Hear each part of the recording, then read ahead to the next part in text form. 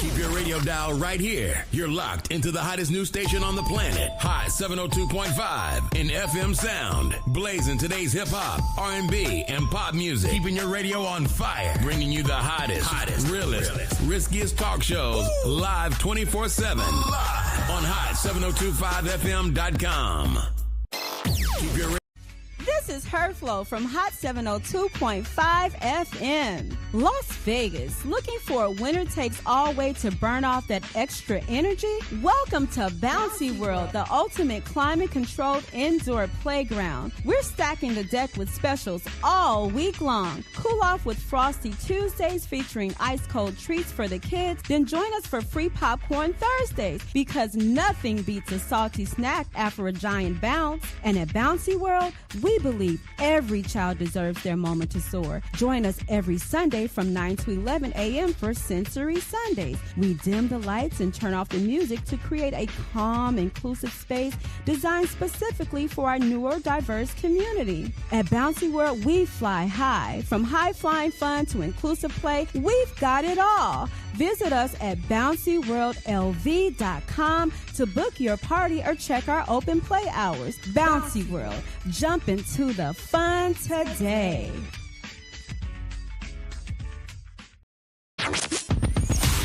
Hi. Hey. What's up?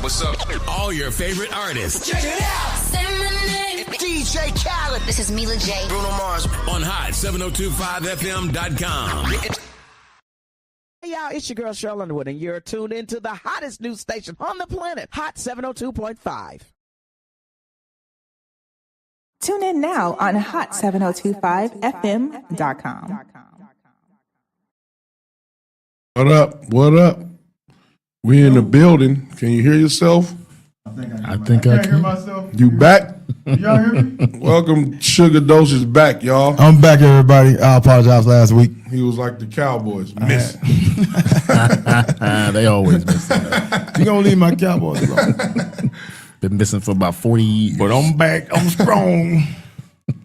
We back in the building with the way bigger than sports show. We got a special guest, very special guest in the building. It's Q-Mecca. What's your name, brother? Sugar Dose is the great.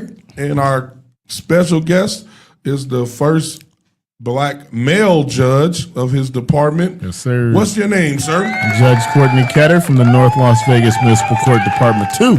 Department 2. Yes, sir. Welcome, sir. Welcome. Thank you. How you doing today? I'm doing good. You know, it's my Friday. The weather's a little ugly, but I'm dealing with it. He said y'all his judges Friday. got good days. Y'all got a Friday off. Y'all got 3-day weekends. That's right. Hey, That's right. That's another perk for being a judge, y'all. Everybody out there. That's right. All right. Judge Ketter. Judge Ketter, right? Yes, sir. All right, give us a little background on you, where you come from, what made you decide to be a judge, just a little information for the people out there who don't know. So I'm originally from Los Angeles, but I've been in Vegas for 20 years now. I did a little bit of everything, mostly working with families. So I used to be a CPS caseworker. That kind of got me interested in the law because I had to go to court, write court reports, dealing with attorneys. Applied to law school, went over, was a juvenile probation officer for a minute. And then while I was doing that is when I got into law school, started the whole process, clerked for a wonderful judge when I got out of law school, learned a lot from him, then left there, went into the criminal world, was a city attorney with the city of Las Vegas.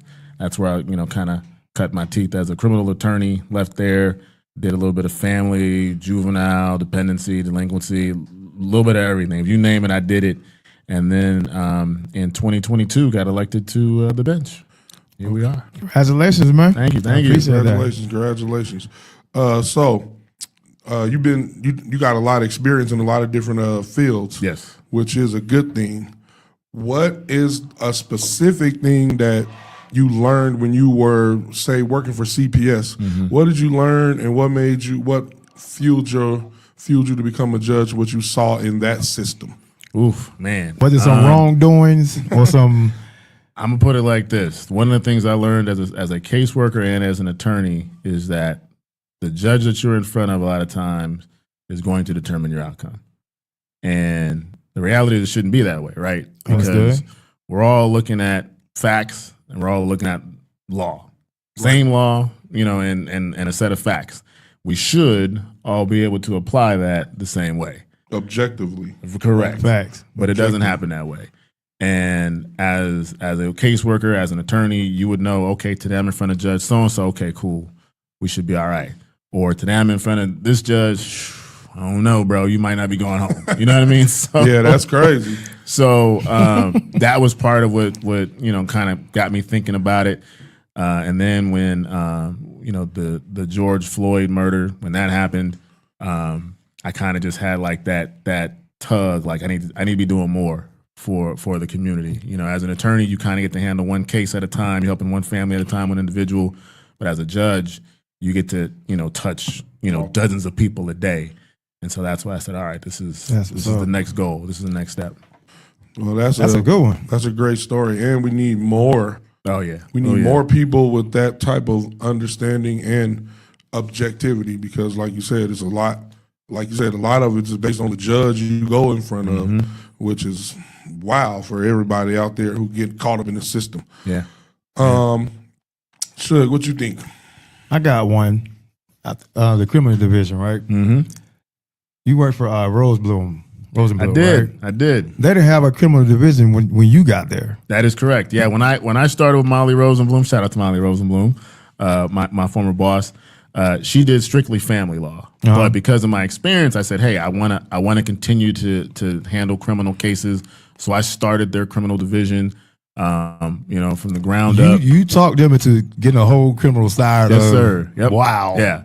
Wow. And because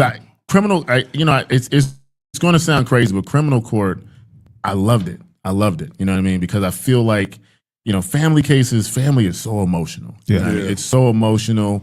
People just want to win, regardless of what that means for the people around them. If I win, I'm good. Yeah. And that just didn't really sit well with me. Whereas with criminal cases, a lot of times, we know, right? Like in my opinion, most people that are in the criminal justice system aren't bad people. You know what I mean? Right. Now there are, but most of them it's circumstances, right? Understood. Circumstances in their life led them down a certain path that they just couldn't come back from. Right. And so being able to help people address those reasons, that really appealed to me. Mm-hmm. And even now as a judge, it's the same thing. One of my favorite things I get to do now is we started a specialty court about a year and a half ago for youth. It's for defendants that are 18 to 24. And so if they have an open case, most of the time there's some reason why at that young age you're committing these crimes. We try to address those reasons. So it's a holistic approach. So whether it's mental health issues, a lack of resources, substance abuse, you'd be surprised sometimes how, these young people. I had a young lady last week, she's 21, she's been smoking meth since she was 14. You know what I mean? And now she's using meth and fentanyl. And so trying to address those reasons why they're, but it's all trauma-based, right? Right. They don't just wake up one day like, I'm going to be a meth head. Yeah, I'm going to try this meth. No. There's usually some trauma that they're trying to mask and cover up. And they use alcohol, peers, absolutely, substance abuse, sex, whatever, to at least take away that pain for a little bit, And so what we try to do is let's address those reasons why you're in pain, so that you have a proper way to deal with and cope with your stressors. So I love that. That's my favorite. I love that. That's a great program. That's a great instead approach. of just everybody go to jail, go to jail. Do not pass go. Absolutely, Yeah. And especially because, I'm handling misdemeanors. The most time you can do is 6 months in jail. 6 months, and then you're back out on the street. Yeah. So doesn't it make more sense for us to try to address these people's issues while we have them, right? Hopefully give them some sort of jump start the rest of their life so they stop committing these crimes, rather than just, I'm locked up for 6 months, you get out, and now you back, and you're part, and you're the society's probably all do it over again. In 6 months. You know what I mean? Right. So to me, that just makes much more sense than just, okay, let's lock them up and just see them again whenever they get out. Absolutely. That's pointless. That's a great program. Yeah. Thank you. And that's a great approach. A lot of in our country, A lot of people just look at the result or what somebody does and throw them away, like, oh, he's a bad person or she's a criminal, rather than what you just said. Hey, what are the circumstances that cause a person to do these things? Right. I think that's wonderful. I think we need more judges like that. Hopefully, and hopefully, you inspire people, maybe of our race, our background, to go and fight that fight that you're talking about, because we need that for each other and from each other on a level that all the other people have. Man, That's what makes you I want to dope, hit on man. that. I want you to hit on that rather. The journey of, I'm gonna say, a black kid Yeah. going through law school, because it probably ain't that many of y'all, right? Nope. Right. I was one of 3 black males in my law section, in my night section. And we know a reason why is because how black males in the law, the relationship between the law and black males is, I guess, let's say, complicated. One is yin, one is yang. Complex. Yin and yang. Yeah, let's say complex. So we need more representation like you, Facts. so that more people who look like us could go in and help us, rather than it be that dynamic where it's tug of war between law and young black males. What's funny? You just hit that on the head. Like, one of the things that I do is I love to have people bring their kids in to observe, sit with me. I've had so many young black girls. I can probably remember 2 black males. The boys, it just does not appeal to them, and I get it, right? Because I was that, you know what I mean. I tell them all the time, when I was y'all age, if you knew a judge, if you knew a lawyer, it was probably because you got caught up. You know what I mean? It wasn't a good reason. It wasn't to build. Right. It was because which is, that's a big part of the problem in our community. That's why it's so beautiful to hear you talk. And your perspective on it is from a perspective that we don't usually hear judges speak from. Yeah. Well, I can speak for myself, where I haven't heard a judge speak from. You're right. So I love it. I love that you say let's go to the root of the problem and help the people, rather than just throw them out because they're criminals. Yeah. I seen you say on one of your interviews that we got to realize that the people in front of me, they are citizens of this community. Right. Like, sometimes we treat them like just criminals, just throw them off to the side. Right. I think that's empatheticness that you have is I think a great virtue for a judge. Yeah, for sure. Like, we, like you just said, that people always talk about, well, we got to protect the community. Defendants are members of the community too, right? You know what I mean? Like they're not some subsection. They live here too. They pay taxes too. They have kids, and and so when I have people in front of me, I'm weighing all of that. You know what I mean? Right. I'm looking at what's the nature of the crime, right? It's not just, okay, they got a battery, so I gotta treat them this way. Every battery isn't the same, right? It might just be a push. Right. Or it might be a punch or a kick. You know what I mean? So I have to look at that. I don't just look at, well, they got a battery charge for a battery you normally do, $1,000 fine, class, blah, blah, blah, blah, blah. That don't work. And especially because, right, like $1,000 to me might be different to somebody else. Exactly. You know what I mean? And so I'm looking at everyone's circumstances when they come in front of me. I'm looking at, the circumstances of their alleged crime. All those things matter. And unfortunately, not every judge has that approach, but I think the more that we get the community involved and let them and have them understand, hey, listen, the beautiful thing about Nevada, all judges are elected, every single one, from the Nevada Supreme Court down to me at the municipal court level. We're all elected, and so if you don't like how a judge is operating, vote them out. Can you please repeat that one more time to the people in the back? Exactly. If you don't like how they're operating, vote them out. But the first thing to do is make yourself aware. Our courtrooms they're open. They're public. You can literally just show up, check in with the marshal. Hey, I just want to observe. They'll say, okay, cool. You can have a seat over there. Go watch. I did not know that. Yes, sir. So we're learning something. Yeah. I have people come in all the time and just sit there and watch, And that's a good thing, because then the people get to, because if we're being honest, when people go vote, they usually only vote for the They vote from the top, Yep. and then down they just do whatever. You always said, I seen you say one time, vote from the bottom up. Yep. So start at the bottom with the people that's going to affect you, the people that you're going to see. And now that we know, you can just go sit in those judges' chambers to watch how they are, to see, oh, no, I voted for you, and I don't like the way you handled it. Right. You handled that with bias, or Because you was in your feelings. Exactly. Let's be real about it. Or yeah, exactly. So that's a good thing, and I'm gonna do it. I'm gonna go to some judges' courtrooms and say, hey, just can I observe and just see how fair they are, how unfair. Yeah, we got a podcast. We trying to see what y'all talking about. Yeah, for sure. And then we gonna bring it to the people. Right. Hey, people, this judge is fair. This judge, they questionable. Go look in their courtroom and see. Like he just said, all judges in Nevada are voted in, so your vote counts. Absolutely. And that's the one thing I try to impress upon people is, especially at the local level, voting is so important. It's we always talk about the presidential election, all that.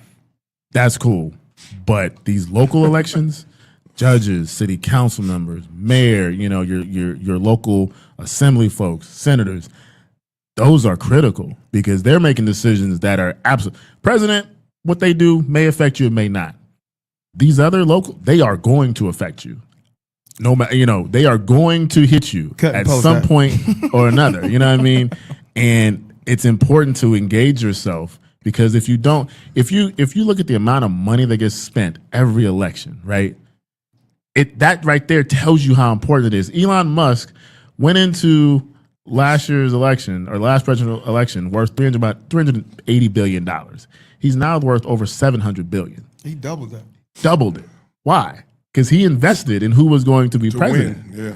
And because he knew how that could affect him, right? And so if these billionaires are putting that much money into it, that should tell the rest of us, hey, follow the money. This is important. You know what I mean? They know something that we should be following, which is that elections are important. Elections are important. Coming from a judge, everybody. And since we don't got billions of dollars to put in to give Judge Kidder, we gotta do it our way. We gotta support. We gotta go vote. We gotta go talk to the other people. Vote. We gotta build a community with the numbers. Yes, because if I had $300 billion, I'd have gave you like 50 million. I'd have gave you 50 million. We gave you another win.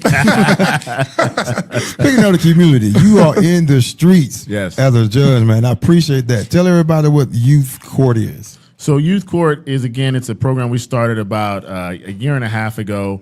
One of the things when I ran that I heard a lot of people approach me about is we got to do something with these youth. We got to have something for them. For real. And so I really took that to heart. And so, again, the point of it is specialty courts in general, what we do is it's not your run-of-the-mill court. What we do is we're kind of sitting down and really getting to know them on a one-on-one basis and trying to identify why are you here, right? Because again, you're talking about 18, 19-year-olds that have, drug problems, alcohol addiction, mental health issues, trying to really drill down to why are you here? Yeah. Once we figure that out, now we put in place a plan that they can, follow to address those issues, but not just address those issues, but also hopefully set them up for success, right? Yeah. Right. We make them do mental health screening so that they need therapy to address those issues. They can get that. We hook them up with employee MV so that they can get birth certificates they don't have, social security cards, driver's license, and then also hopefully get on the path to meaningful employment. I had one young man probably about 2 graduations ago, quiet kid, and when he graduated, he came in, brought his girl with him, brought his little 2-year-old daughter, and he was like, you guys put me through this welding program, and now I got a job making $30 an hour. Thank you. Wow. You know what I mean? And so like where the claps at? And so like those are the stories that, because you never know how you're impacting these kids. Kids don't talk. You know what I mean? Yeah. They come to court, I'm like, how's it going? Good. How's therapy going? Good. How's work? Fine. You know what I mean? And so especially the boys. The boys don't want to say shit. Oh, excuse my language. Sorry. The boys don't, they don't ever want to talk. And so when they say that kind of thing at the end, I'm like, okay, we're on the right path. But that's the goal is to kind of address all those issues so that when they graduate, they're kind of like got to jumpstart the rest of their life, and hopefully we don't see them again. Got you. That's a good program. That program is great, and we should incorporate that into junior high school. Start junior high to high school, where we incorporate them on the path, high especially. Yeah, that's what I'm saying, from junior high to high, and throughout high school. So that way, like you said, when they get out, they got a plan and a path, and they have a direction. I think that's a great idea. Yeah. Especially in a place like Nevada, where college isn't going to be for everybody, right? But you can still get some sort of education. And in a place like Nevada, where we have all these different building trades, you know what I mean? Yes. We're always tearing stuff down and building it up. Yeah. So if we can plug these youth into things like that, into trades, so they have something to fall back on. Trades are amazing, especially in Nevada. I mean, you got people making six figures and they're with needed. Some of these trades. You they're know what needed. I mean? And it's, again, it's not college, but it's something that you can take with you anywhere. It's a skill that you can take with you anywhere. And so many of our kids just don't, especially kids of color, just don't know about it. They just don't know. Yeah. They don't know about it. Mm-hmm. Absolutely. Yeah. And that's why we got to get it out there, because you're 100% right. A lot of people think, I just got to go to college. Like you said, college ain't for everybody. So if you could become an electrician, I know some. My uncle was a master plumber. Now he on his own plumbing. That's for life. They make so much money, and it's always needed. Right. Even if you work at a hotel, you need the electrician. They make 40. Well, they might make more now. That's when I worked in a hotel. They made like $40 an hour then. That was 97. Exactly. Follow your heart. You ain't got to follow everybody else. Right. Follow your heart. Yeah. Or one of the most important things that I learned late, from a book I read called The 7 Laws of Success, Deepak Chopra. He said, instead of telling your children to just get good grades, tell them to find something that they love, and then find something that could be of service to people, and do those things while they're going through their school journey. And I think that's important. That is like important. Suge say, find your passion. You don't have, like, we come from the, I want to be a doctor, lawyer. That's what that was our, we from that era. There's different things you could do now, that you don't have to be a doctor and lawyer, that you can make a living and you could be of service to people. Impactful to people. And we still need doctors and lawyers too, but I'm just saying everybody can't be a doctor. We need judges too. Yeah.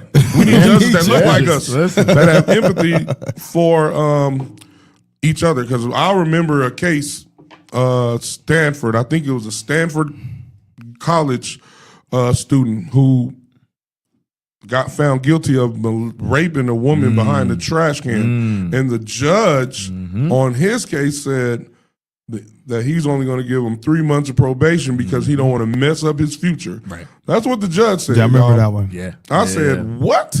If that man was a black man accused by whoever and he got found guilty, it would have been 20 years in jail or 30. Yeah, exactly. So we need people who have understanding and, like you said, who have understanding and empathy, and like you said, look at all of the situation. Right. Not just, he did this, so he got to go do this. Right. So we need more of you. Yeah. And we hopefully this message and talking to you and getting this out here will bring more people, young black men. I know y'all, I know the relationship with the law. Right. Yeah. I know it's they tumultuous. I get it. I get it. And that's why I love having the kids come in, and I don't just, it's not just me. I have my secretary come talk to them, my marshal who's black, my court clerks will talk to them. I let them see everyone in the courthouse, so that they can understand that there are a lot of roles. You know what I mean? One of the things that I learned when I passed the bar and kind of became an attorney is that this is a huge machine. You know what I mean? The legal justice system, and we're talking about just here in Las Vegas, where we've got how many millions of people. We're a little big city, right? You know what I mean? But you think about some places like Houston, Los Angeles, where you're talking about you got millions and millions of people. It's a huge machine, and there are tons of great careers. You know what I mean within it. Yeah. But again, our kids don't know that. Like I said, I didn't know any lawyers or any judges when I was coming up, and didn't want to, what I mean? Because that meant something negative that has happened to you or someone in your family. Okay. You know what I mean? And so We had Desert Rose High School, adult ed, bring some kids over 2 weeks ago. Got to sit down with them, talk to them about different careers, career paths. I've had Brandon Marshall and the Marshall Williams Foundation bring kids over before. Shout out to Brandon Marshall. Yep, good dude. Me and Judge Belinda Harris, we did a mock trial with one of the BSUs. We always try to engage the kids so that they can see, that there is a place for you other than behind the defendant's desk in this system. You know what I mean? Right. And I think the more that we do that and pull that curtain back, the way other races, they know it. Yeah. You know what I mean? I went to school with kids whose parents were attorneys, grandfathers were attorneys, and it's the family following business. the system. You know what I mean? Because they know. Yeah. I go do this. I can take care of my family, live a good life. Boom. Our kids don't know that. Yeah. Right. Our kids, think that the only way to be successful and take care of your family is to rap or hoop. You know what I mean? Any sports. That's 1%. That's 1%. 1%. Yeah. Right. And so it's just peeling back that curtain and open it up so that they know, hey, you can do this. I'm no Superman. You know what I mean? I just had a couple opportunities, capitalized on them, and I tell them you can do the same thing, the exact same thing. It's easier than you think it is. And now they got somebody, an advocate in you that'll help them. Absolutely. Give them opportunity too. Because that's the only thing you can do is give back. You're giving back in the best way you can, not just money, but time and experience and understanding and being an example. Yeah. We need examples. Yes. Otherwise, we don't believe it could be true. Yep. So that's a great thing about a real good thing about you, man. That we trying. You are. What would you say? I'm gonna ask you this. I'm thinking about this right now. So you talk to these youth, right? That's graduating or first year thinking about going to college. Mm-hmm. How would you encourage like a youth inner city kid to study law? Like how would you approach? Yeah. How you say that 1% that don't make it? How do you approach somebody like, okay, just choose the career path now? Yeah. What I would say is kind of exactly what you said. Number one, what are you passionate about? Yeah. You know what I mean? Figure that out first. And then as far as incorporating the law, letting them know that a law degree is extremely diverse. You don't have to just be in a courtroom arguing cases. You know what I mean? There are so many people that have a law degree and you wouldn't even think about it. Barack Obama, lawyer. Michelle Obama, lawyer.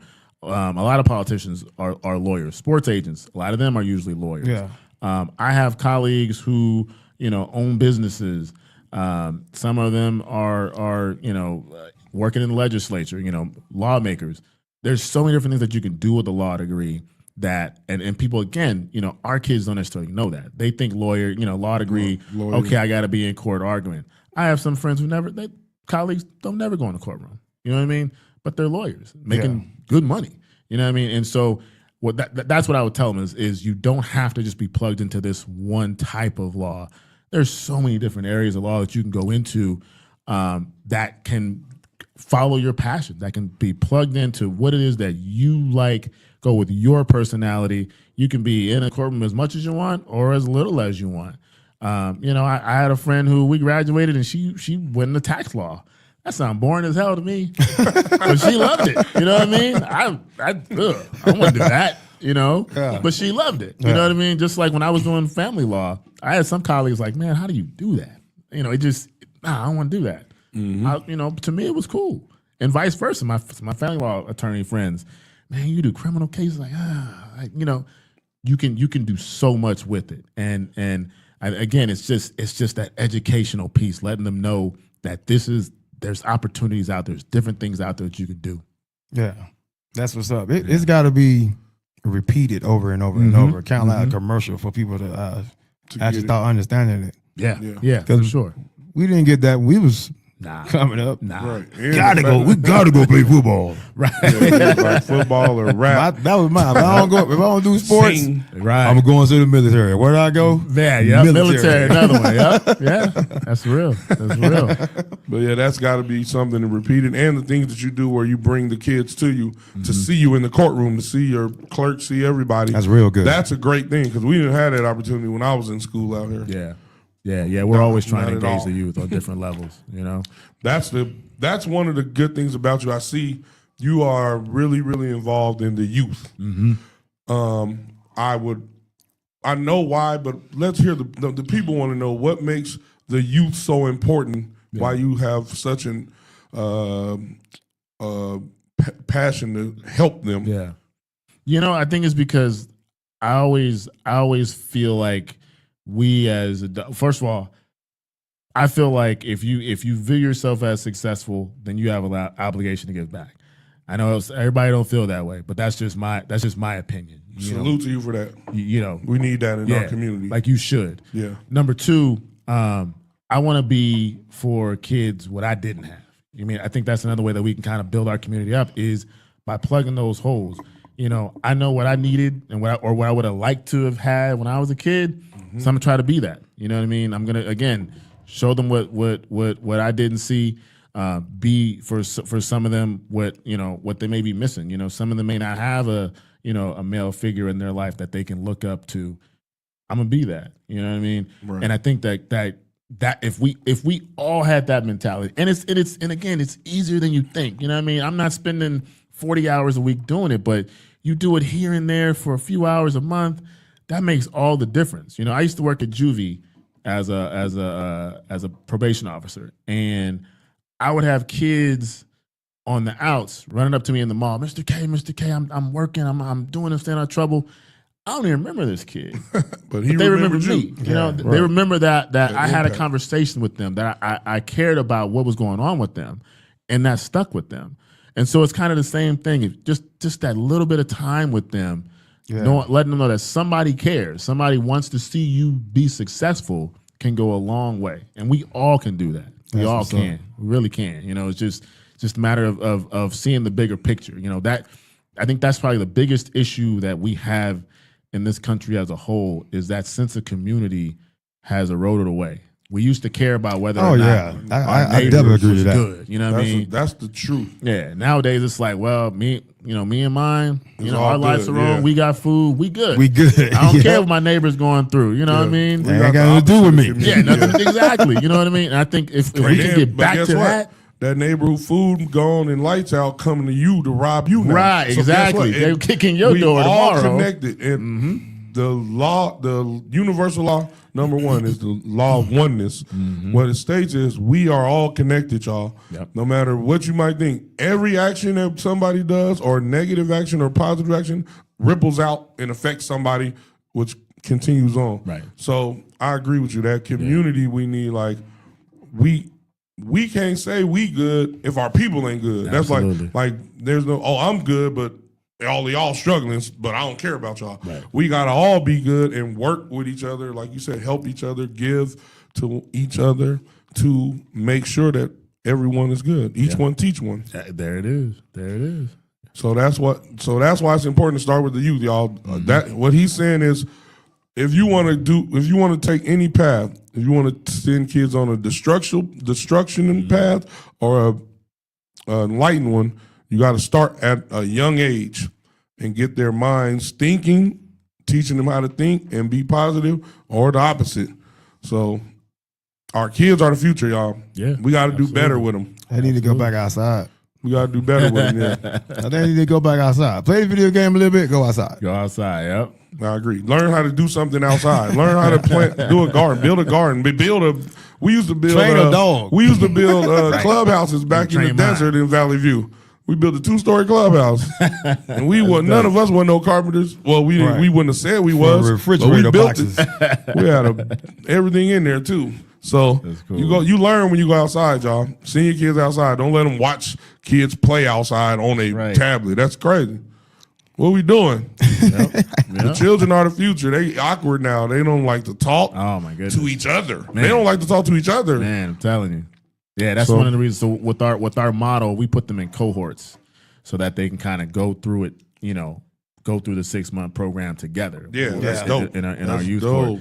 And that's the idea behind it, right? Is, you got somebody who's in the same boat, probably a similar background, similar struggles.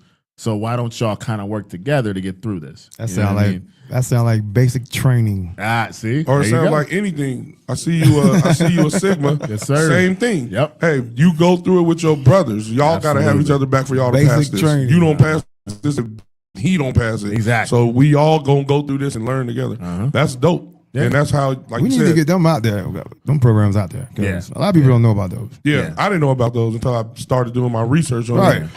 And I'm glad I done it. And you taught me some other things that I'm gonna go use for the other judges that aren't as for sure, man. decent Especially as right you now, are. 2026 is we've got so many judges up this year, man. And one of the things I'm gonna tell people out there is not just vote, do your research.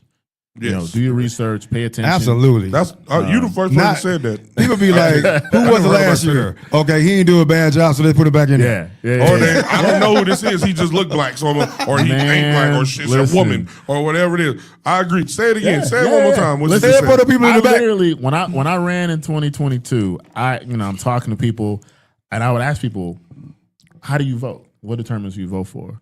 And I would have women, the name that sounds most feminine. Straight up, they would say that. Come you know what I mean? Ladies, you gotta do better. We gotta do better, man. We have to do better.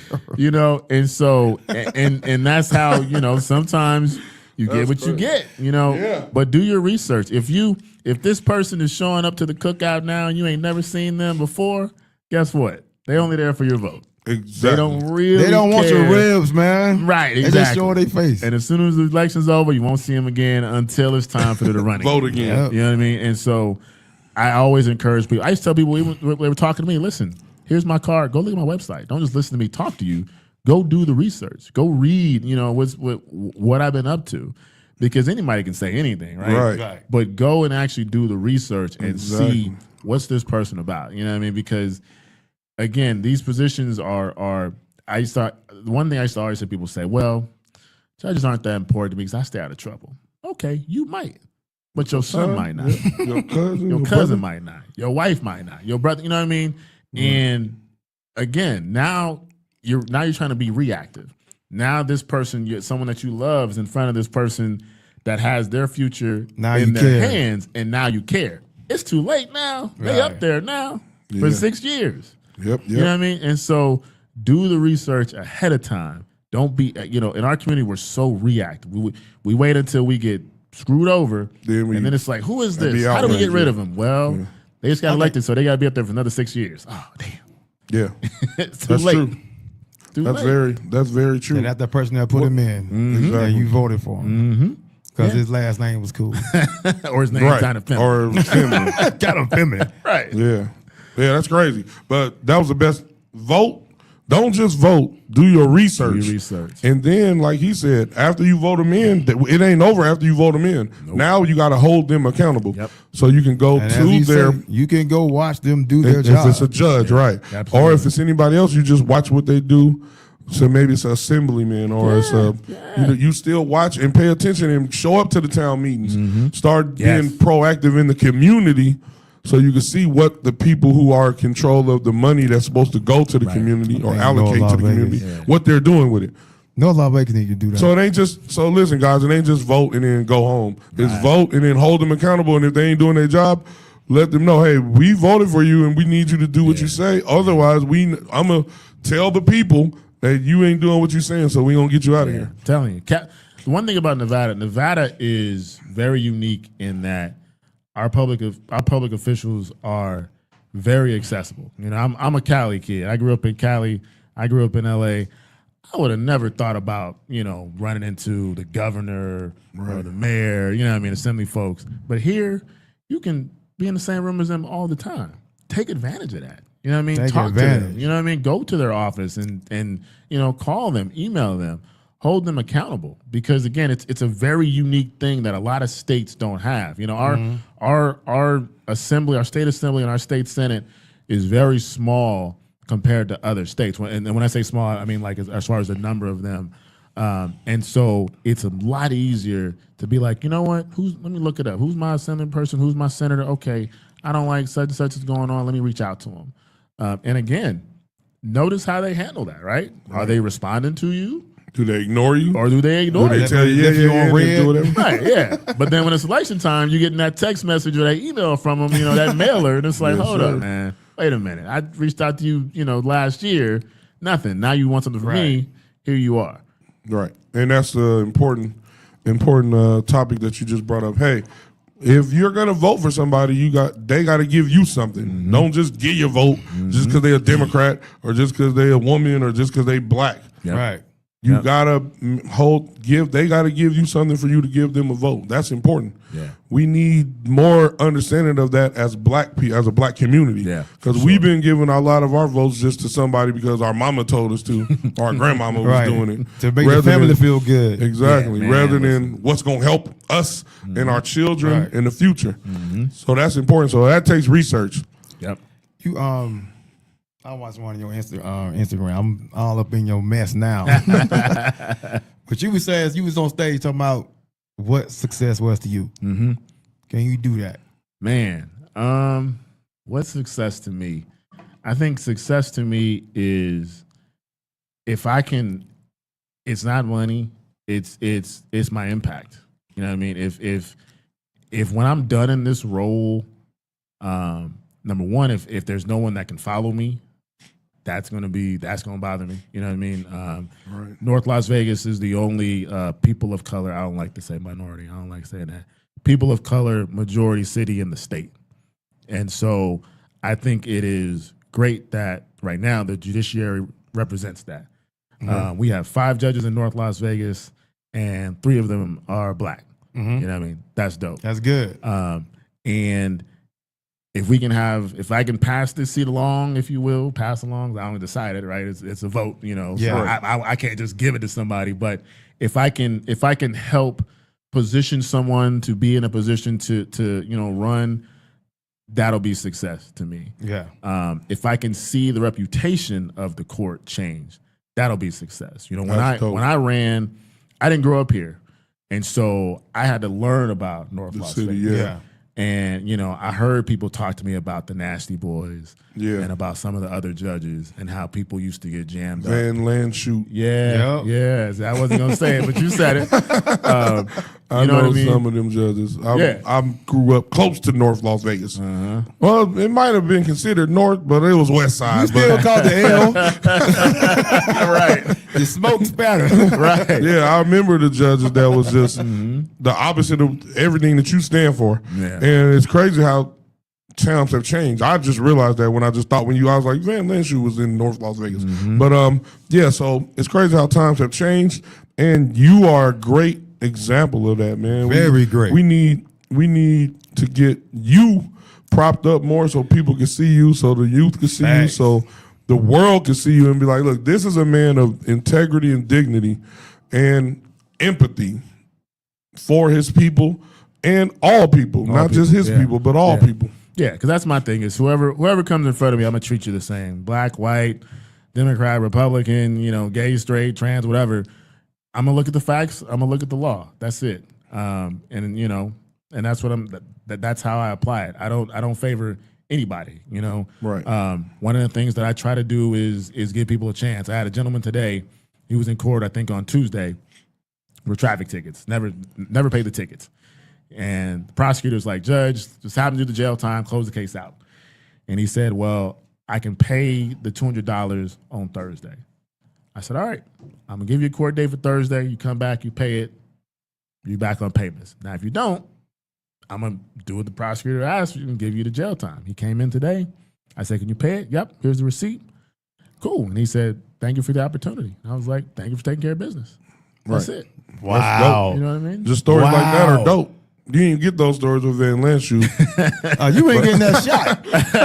When you get out, you owe $200. Do not pass go. Yeah. But we got a sort of a lighthearted question. Okay. Hey, what's up with they call you your sneakers and your robes nuts? Yes, sir. What that mean? You from the hip hop era? That's what it sound like to me. Yeah. So they call me the judge with the J's. Just with the J's. I rarely have on any sort of like dress shoes. I always got on tennis shoes. I got a blue robe. as a signal. Of course, got to have the blue, the traditional black, and I got a burgundy. So see what you get to do when you a judge. Yeah, absolutely. See what you get to do when you a judge. But I like it more. I like it more the fact that got my Kobe's on today. I wore these to work. Oh snap! Yes, I like the fact that you incorporating something from our culture into this corporate job or position. Oh yeah, and that's dope, y'all. Because I'm like that too. I don't wear a suit with dress shoes. I wear Iversons. Y'all, if y'all know me, y'all know I got some Iversons on. I got all the Iversons, like he got all the Jordans. Right. And when you come to my courtroom, that's the other thing is you can decorate your courtroom as a judge how you see fits. When you come in, I've got some poetry on one wall. I got a picture of Kendrick on the other. Kendrick who? Come on now. What? Come on now. I'm going to your courtroom to sit down. You already got K Dot on I'm the wall. going to your courtroom to sit down if it's Kendrick Lamar. Yes, sir. I got some Dodgers stuff. I'm a Dodgers fan. But again, like that's what I want to. That's when I have the kids come in, the one thing I tell them above all else, be yourself. Right. Because number one, people can tell when you're not. Right. You know what I mean? Yep. And authenticity. And shows. number two, people will adjust. When I first got on the bench, I definitely had those attorneys try and test me. You know what I mean? They're gonna try to push the boundaries, and and I kind of had to let them know, like this is who I am. I'm here. I'm not gonna be intimidated. Not gonna be, we ain't gonna play those games. You're gonna respect me the same way that you respect any other judge. That's what's up. And it's unfortunate that as black men, when we get in certain positions, they try and do that, but the thing is, and this is why I think that the DEI argument is so funny, is we have always had to be better than the best. Yes. And so the idea that putting us in positions is lowering a standard is the opposite. You're actually raising it, because we've had to work so hard throughout our whole life that we ready. Right. We're more than ready once we get there. Right. You know what I mean? Because we didn't been through everything. Yeah, we done had to do everything 10 times better. Untrusted. All stars. That's true. All right. So before we get out of here, just let the people know where they can find you. Your not in court. Right. Not where they can find you to build with you, not for you to judge them or give them your social medias and where you be at, what you doing, what you got going. Let everybody know. So on Instagram, you can find me at Judge Courtney Ketter. Again, come down to the courthouse, 2332 North Las Vegas Boulevard, Suite 100. Check in with my marshal in the department too. Let him. His name is Tim. Good dude. Let him know you're there to observe. He'll let you sit down and just hang around after. We can chop it up. Yeah. So and bring your sons. Bring your sons. Daughters. Bring your sons. I really want to get more boys in there to get them engaged. The girls always come. The girls are ladies with ready. These boys that need something to do. The sons, yeah. Right. Bring your Get sons. them in front of the judge. He'll take care of them. Yep. Or if they acting up, let them come see what happens. Let them come see. Let them come see what consequences like a scare tactic and accountability looks like. Yeah, that's a good idea. idea. Straight. Get it out there. And we're going to do more with you, man, because you're a we're great going to get you person. back in here, man. Let's do it. And we're going to get you outside and build with you. Yes, sir. We're going to start attending these events with him, man. Yeah. We like this. All right, everybody, y'all.